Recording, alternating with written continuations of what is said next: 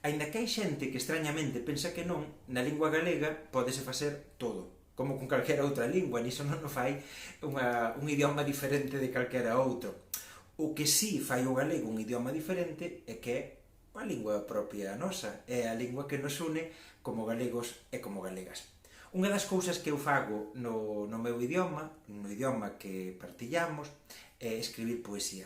E vou ler un texto do libro Inscricións, un textiño que di así: O que inscrevo ten máis vida que quen o escreve. É un resto que apousenta, un furado de enigmas e falsos recordos, unha casa solitaria que sente atronada ao lonxe.